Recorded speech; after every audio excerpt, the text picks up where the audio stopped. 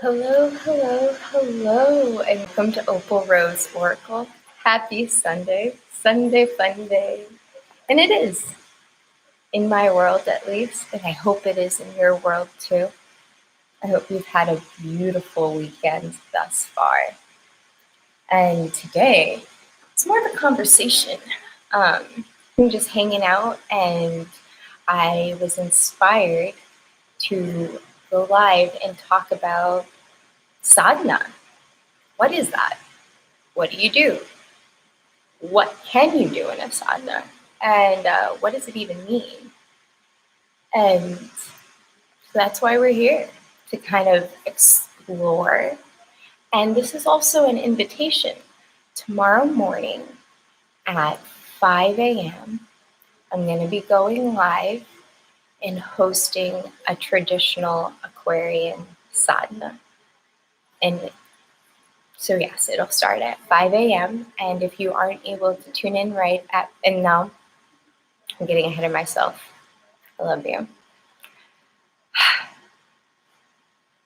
I am in central Midwest time zone, so Central Standard Time. So it will be 5 a.m. Central Standard Time on the East Coast. That'll be 7 a.m. And on the West Coast, that'll be 3 a.m. So wherever you are in the United States or even around the world, you are welcome and invited to join me in Aquarian Sadhana. Because, whoa, what a week we're heading into. Next weekend, we have this incredible Jupiter-Pluto conjunction. And I say incredible because it's like Jupiter is this ginormous planet. It is an expander. It expands everything. And then Pluto is the planet of death and transformation. So, what a weekend we're going to be looking at, next Friday, Saturday, and Sunday. Pretty intense energies. So I wanted to give us an opportunity to get together, meditate, and elevate, in the beginning of the week and have a new experience. So, sadhana. As mentioned in a lot of my previous videos, I am a practitioner of Kundalini Yoga, and this is the grounding for my spiritual practice. It is the foundation.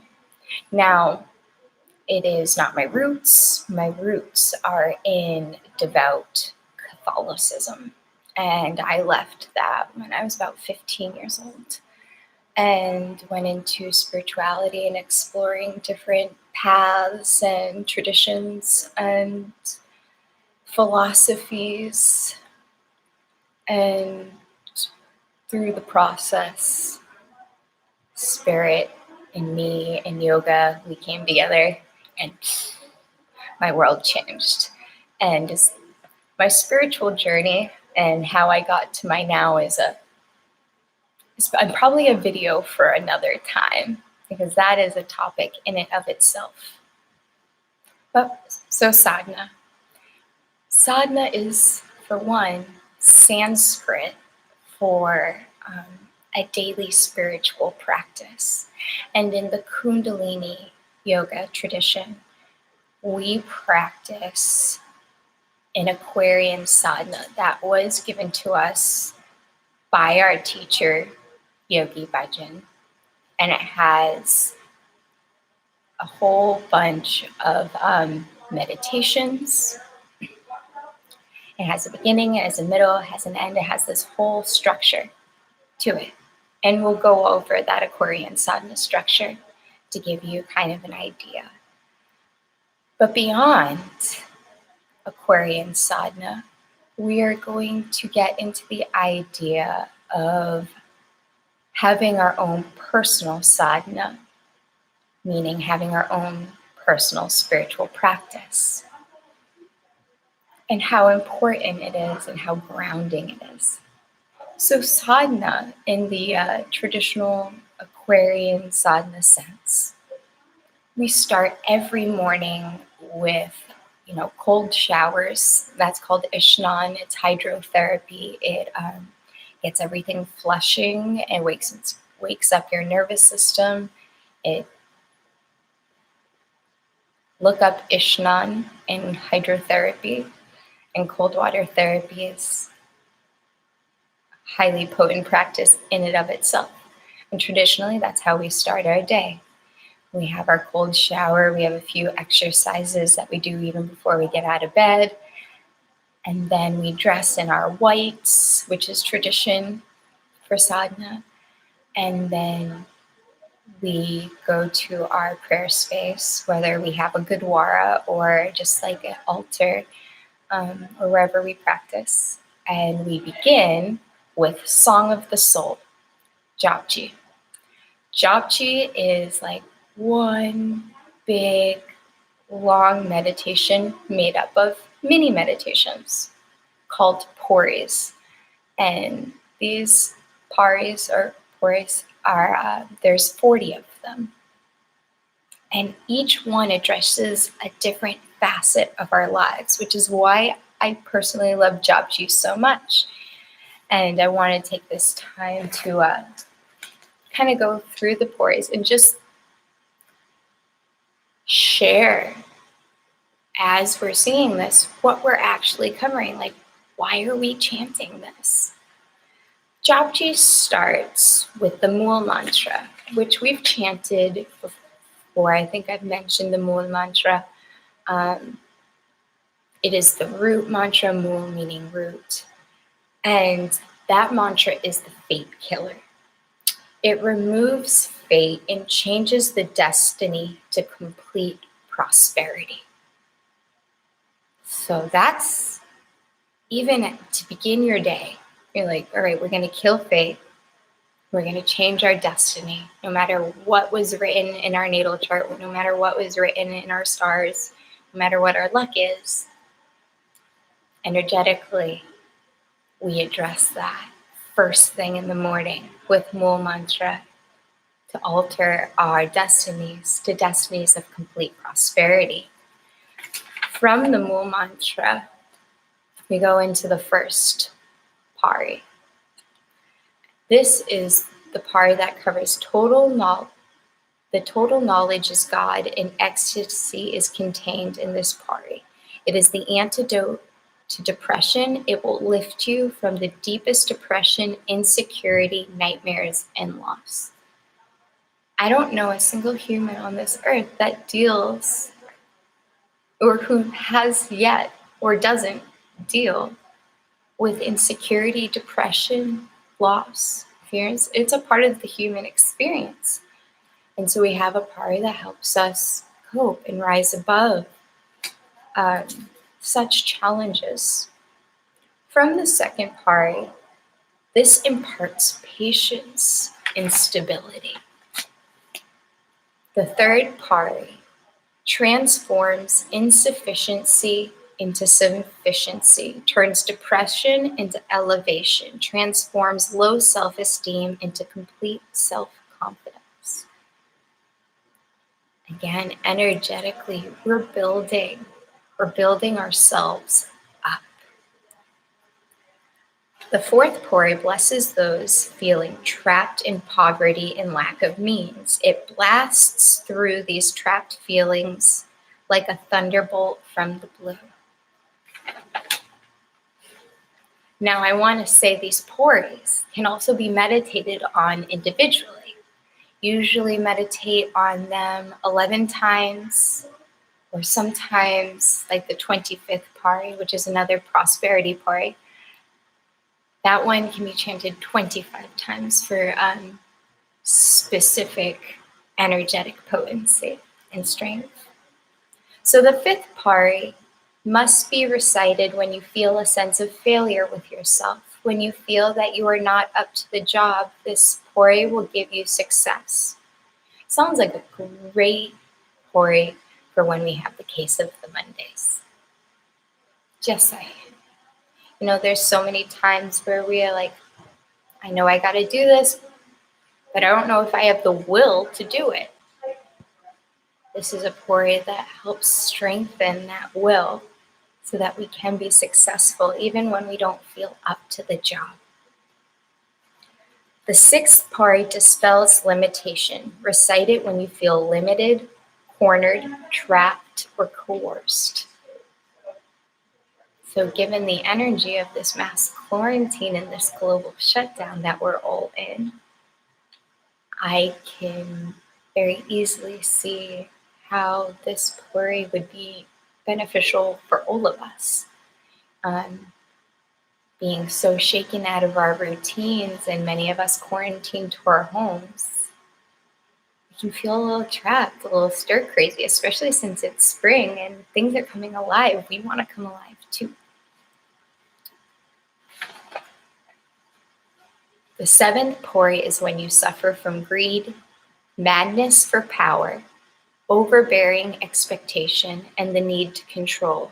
When you become trapped in your territoriality, the 7th pori will heal you. The 8th pori gives the power to be a perfect sage. The 9th pori gives expansion. The 10th grants grace.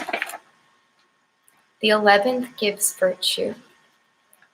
The 12th, when you feel small, the 12th pori gives you solidarity of self, self-impressiveness, and self-respect. The 13th pori gives you occult knowledge of affinity and brings deep intuition. When you cannot find your path in life, when you cannot see the direction to your destiny, when you cannot achieve fulfillment, the 14th pori will show you the way. The 15th pori brings salvation. The 16th gives knowledge of the structure of the universe. The 17th pori brings freedom and resurrection. The 18th pori fights madness, deep feelings of inferiority, self-destructive behavior. The 19th pori brings universal knowledge, inspiration, and revelation. If you understand this pori, you will never have any trouble understanding anything. The 20th pori. When monsters are nipping at your heels, the 20th pori wipes away all your sins. The 21st pori will maintain your status, grace, and position. The 22nd pori brings victory in legal battles. It gives you the strategy. Traffic ticket? Anything? Taxes? 22nd pori. 23rd pori dispels darkness and elevates the self. The 24th pori breaks through all limitations with the force of a thunderbolt. It is so powerful that it affects generations. It has the power to kill misfortune. When you recite the 25th pari, all your needs are pre-fulfilled. Prosperity, virtue, estate, and wealth are yours without asking. The one we can repeat 25 times for extra potency. The 26th pari transforms nothing into everything.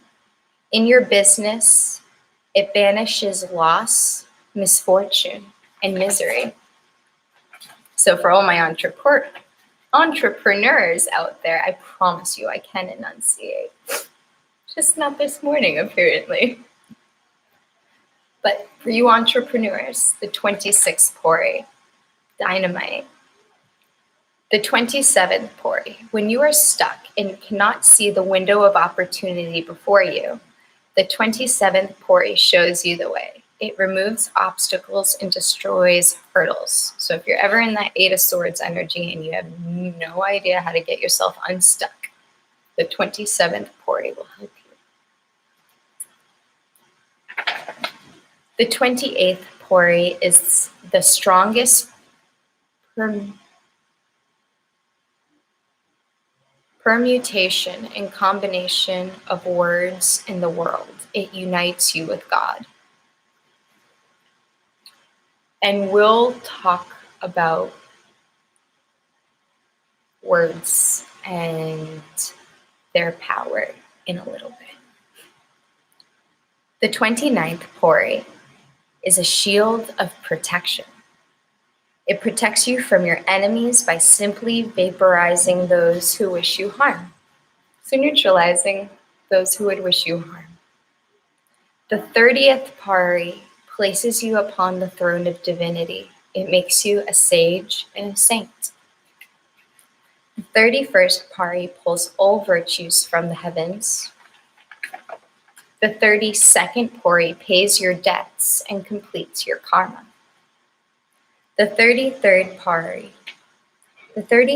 Pari destroys your ego and brings home your divinity. It removes negativity, neutralizes your destructive nature, and prevents harm to others by your hand. So any therapists out there, the 33rd Pari is really, really good for all of us, especially since we follow the Hippocratic Oath of do no harm. The 34th Pari brings stability. The 35th Pari gives you the breath to do your duty and to fulfill your responsibility. The 36th Pari brings divine realization. It grants complete understanding of the heavens and the earth. The 37th Pari cuts the karma and kills the impact of all bad karmas. The 38th Pari gives you the power to rewrite your own destiny. And then after the 38th Pari is the final prayer, Shlok, Shlok, Shalok, Shalok. And Shalok brings self-satisfaction, elevation, acknowledgement, and respect. So that's Japji in a nutshell. It's extraordinarily potent and powerful because of all the aforementioned benefits of the individual meditations that are done while you're reciting it. And I've mentioned that, our sadhana, our spiritual practice, any sort of practice is it has it culminates.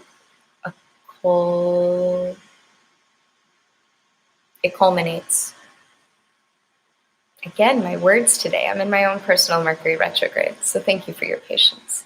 But the culmination of a spiritual practice done every day, the effects build. So you do it once and you feel one way. Do it the next day and you have a completely different experience. You keep doing it, and this commitment becomes devotion. And this devotion grounds you and centers you for your day. That really is the reason why we have daily spiritual practices, why we do sadhana. Now, after the Song of the Soul, after Japji, we usually do a warm-up to get back into our bodies.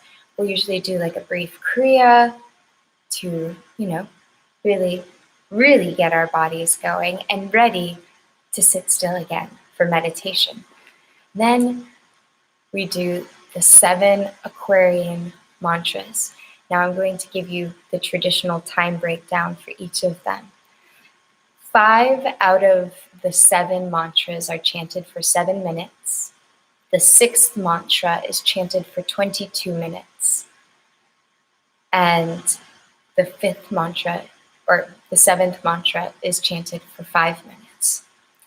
Now, each of these mantras have different effects as well. And we always start with the morning call. The morning call, you become awake. It is the fundamental mantra of Kundalini Yoga. It balances the chakras and awakens the dormant consciousness and intuition, initiating the relationship between our soul and the universal soul. So we start with that before anything else. And that Morning call is like a pranayama and a meditation all at once. It's the only mantra and meditation during the Aquarian mantras that has a specific breathing pattern. And it's for future reference, for tomorrow when you join me, it'll be a long deep inhale at the beginning. Then we use our navel point and we chant ek, and then we sustain it for the breath. Ek, Kaur. We use up all our breath. Big deep breath in. Sat, Nam, for as long as the ek or the onkar was. And then when we have like just barely any breath left, we whisper Siri, S-I-R-I. Yeah, like your GPS, Siri. But Siri, take a shorter breath. Wa, he, guru.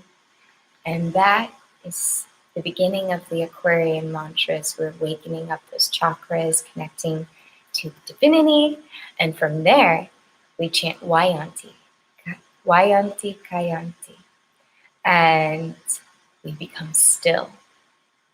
It establishes an internal relationship of how to hold constant through the polarities of life. So Vayanti Kayanti, whether you're destined to have a good day or a bad day, and by a good day or bad day, a day full of challenges or a day that doesn't have any challenges, that's really more of a blessing day and an easy day than a challenging day, you can still remain centered. Like the whole world could fall down, but if you're neutral, you can, it's almost like watching a memory. You're not emotionally invested in what's going on. You're keeping your energy contained rather than giving it away to something positive or giving it away to something not positive. You can stay neutral. Then we chant the Mool mantra again for 7 minutes. And with this mantra, we become capable of holding the gift that has been given to us. It gives us experience of the depth and consciousness of our soul. Then we chant Sat Siri Siri Akal. And with this mantra, we are complete as timeless, deathless beings. Rake Rakanahar is chanted afterwards again for 7 minutes. And we are placed in a place of protection, flow, and guidance. This mantra is for protection against all negative forces, both inner and outer, which moves against one's walk on the path of destiny. It cuts like a sword through every opposing vibration, thought, word, and action. So even if we're self-sabotaging ourselves or have a propensity to do so, Rake Rakanahar is a mantra that grounds us and allows us to even be protected from ourselves in the ways that we can self-sabotage. Because we're human, and we can do that. I know I can. I definitely know I can. And after Rake Rakanahar, for 22 minutes, and this is another special one because we change our position. We've been sitting in easy pose this entire time. For Waheguru Jio, we come into a warrior position where we're sitting on our left heel. Our right knee is up, our foot is planted in front of us, and our hands are at our heart center, and we're actually gazing at the tip of the nose. And we chant, Waheguru, Waheguru, Waheguru, Waheguru, for 22 minutes. When that's over, we come back to easy pose, and for 5 minutes, we chant the Guru Ram Das mantra. With this mantra, you invoke the experience of Guru Ramdas and Guru Ramdas's spiritual light, guidance, and protective grace. Now this is the Aquarian Sadhana, traditionally found with all Kundalini Yoga practitioners. That being said, when you are in a spiritual practice or developing your own spiritual practice, you may not stick to this exact format.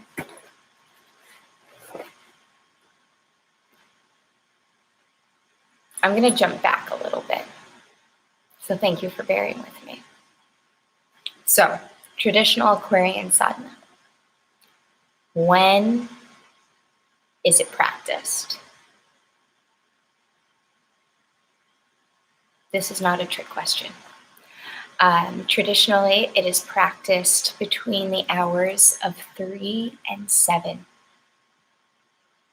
or 4 and 7.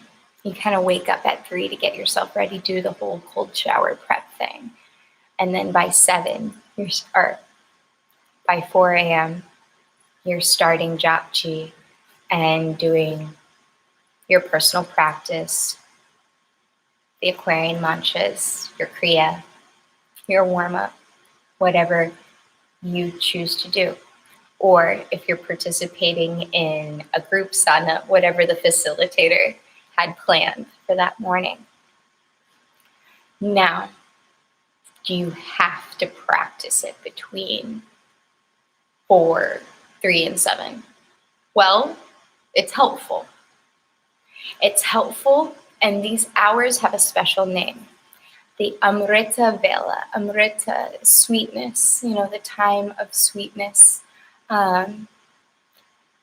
And why? Why is it called the Amrita Vela? Well, for thousands of years, yogis, the Essenes, different spiritual practitioners would wake up these early morning hours when the world was still sleeping, because the earth and the sun is at a 60-degree angle.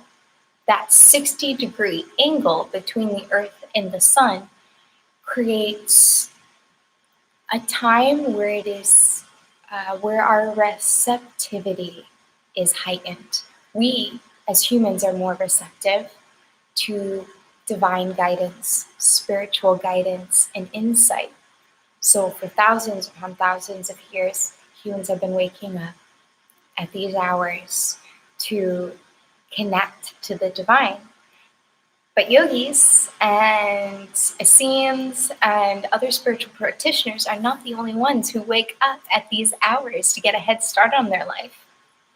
Athletes, including Olympians, CEOs,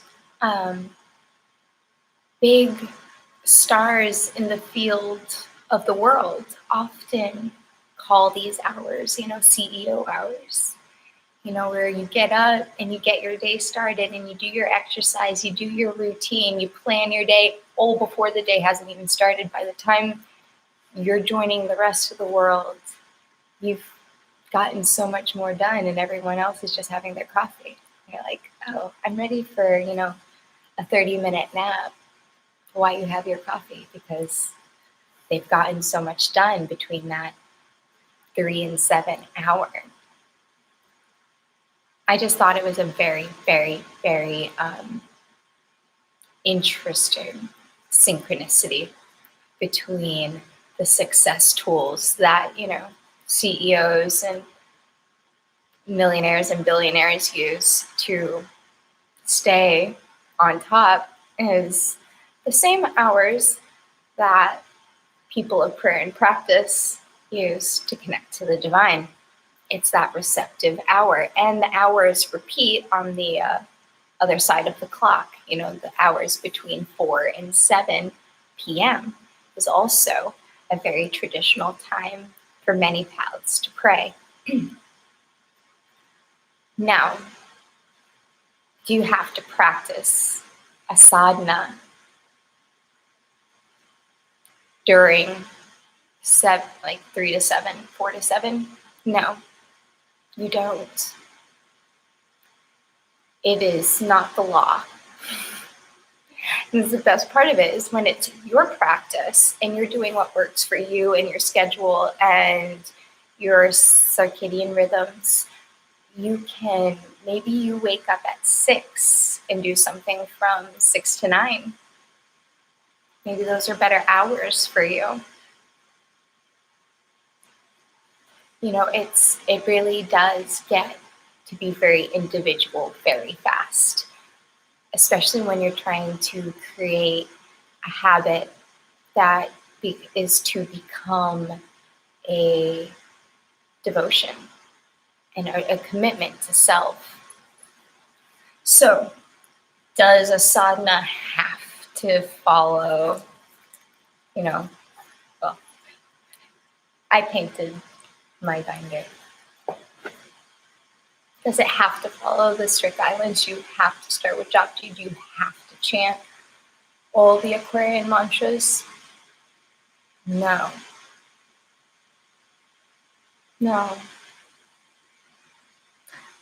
What's important is that we remember is that sadhana is a spiritual practice. And when you're following a satnam, truth is my identity, and we're creating a spiritual practice for ourselves, we can look at the lineages we come from. Whether you are from a Christian lineage, whether you are from a Judeo lineage, whether you are Muslim or pagan or Wicca or agnostic or atheist. Even atheist, because if you're doing just transcendental meditation where you're just clearing your mind and you're sitting there, we're not talking about any sort of God that's defined. And even when I use the term God, I use it very loosely as the governing, organizing, and destroying or delivering energies of the universe. So it's more of an acronym than a title. But our spiritual practices can be very individual. So, taking myself, for example, I wake up, yes, I do Japji, but I also have a warm-up that I do, a Kriya that I'm doing, and then I have a list of meditations that I personally follow.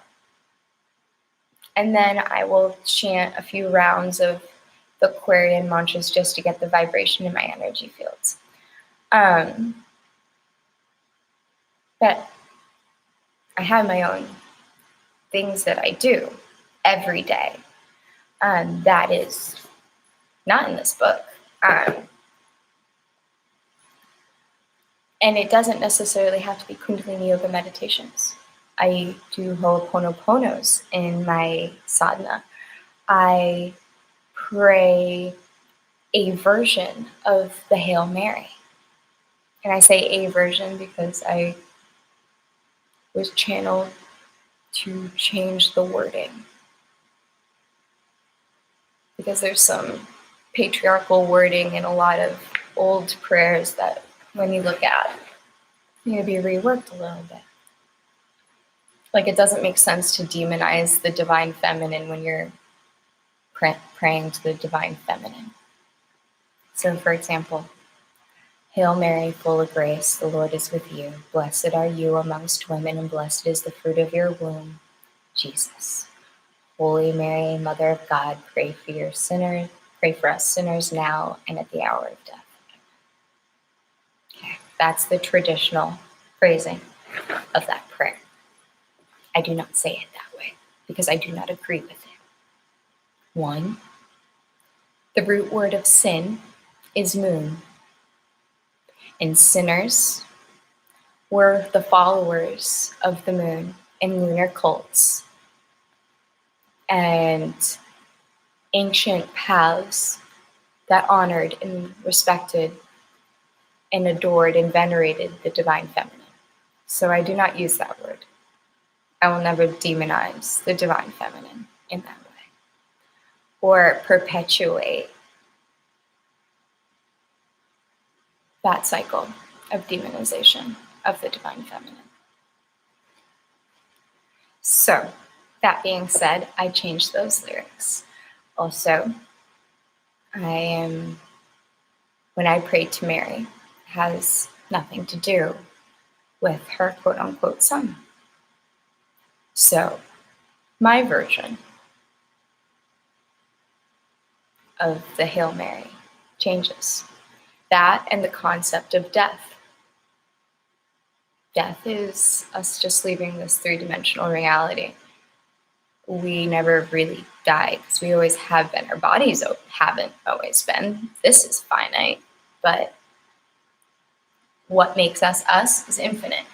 So, my version of the Hail Mary sounds a lot like this. Hail Mary, full of grace, the Lord is with you. Blessed are you amongst women, and blessed is the fruit of your womb. Holy Mary, Mother of us all, pray for your children, now and at the transmutation or transmutation of this dream. So, I'm demonstrating, you can change things. You can be flexible with your sadhana and your own personal beliefs. It is your sadhana. Some people dance for their sadhana. Some people journal for their sadhana. There are so many spiritual tools that can be incorporated into your daily spiritual practice. It's just carving out that hour to 2 hours a day for you to connect with you. And that's the heart and soul and essence of a daily spiritual practice, of a sadhana. Using your tools that resonate with you in your path daily to build up that potency and power and confidence within, and also, the strength of your spiritual muscle. It comes through exercise. Just like we go to the gym or take classes to exercise our bodies, we have to exercise our connection to the divine. So that is sadhana in a nutshell. Yes, sort of a walk through the Aquarian Sadhana, but also I hope an explanation of the flexibility and opportunity for individuality that lies within having a sadhana, a daily spiritual practice, where you can choose whatever prayers, whatever meditations, what other forms of connecting that resonate with you. So I hope this is helpful. I hope it's enlightening. And I hope to see you tomorrow morning for a beautiful, beautiful sadhana experience. I'm excited for it. I really, really am. I'm also a little nervous because it's a big deal. But that's what sadhana is for. To rise and shine and to grow daily, spiritually, intellectually, because we are keeping a commitment to ourselves, a commitment to our divine aspect, to the aspect of us that is pure light, pure love, pure spirit. So thank you for joining me this Sunday. I'm being cozy. I am doing massive self-care today. So I hope you do too. I hope you have a cozy Sunday fun day. I will see you for future videos and hopefully tomorrow morning at 5 a.m. for sadhana. I hope you have a beautiful, blissful, bountiful day. I hope you and yours are happy, healthy, and whole. I hope peace floods your life in every way, every day. So until tomorrow, infinite love, infinite blessings. And I'll see you soon. Sat Nam.